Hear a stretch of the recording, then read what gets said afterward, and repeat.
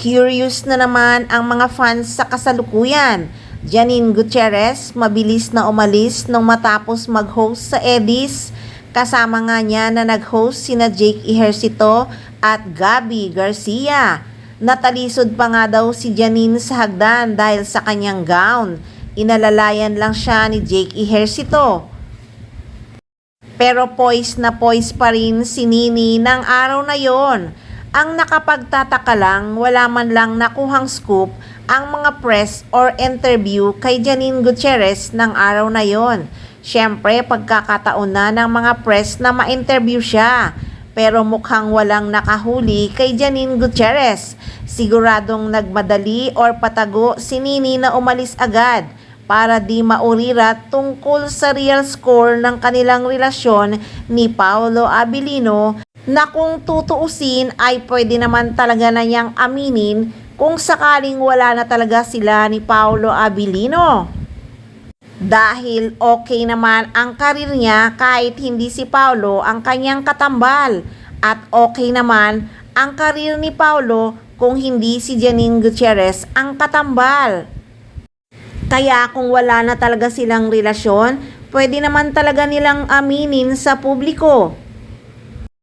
Pero tahimik pa rin ang bawat isa. Walang issue na lumabas or interview man lang kay Janine nung matapos ang pag-host niya sa Eddies. Lalo na may bago siyang teleserye, ang Lavender Fields, na si Jericho Rosales ang kanyang katambal. Pabor pa nga yun sa mga Ekonin kung sakaling umamin na talaga si Janine Gutierrez na wala na talaga sila ni Paolo Abilino. Nako, halatang halata talaga na protektado niya talaga ang love team ng Kim Pao. Ganun niya kamahal si Paolo Abilino at nirerespeto niya ang tambalan ng Kim Pao. At naniniwala talaga ako na may respeto sila sa oras at espasyo sa bawat isa. Kung si Daniel Padilla nga at Catherine Bernardo umamin na hiwalay na, di ba? Si Joshua at si Julia kahit may kanya-kanya ng minamahal, pero click pa rin, di ba? Ikaw ba naman, sikat na sikat kang artista, hindi ka pa ba aamin kung talagang wala na kayo ng taong nalilink sa'yo? Kaya isip-isip din mga buzzer at ang mga fans ng Paunin na nawawalan na ng pag-asa sa real score ng relasyon ni na Paolo Abilino at Janine Gutierrez.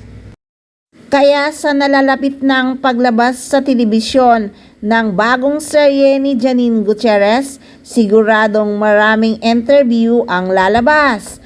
Kaya abangan natin ang bawat interview ni Janine. Baka sakaling makakuha tayo ng scoop sa real score nila ni Paolo Abilino. Kaya abangan yan dito lang sa Maarteng Machika.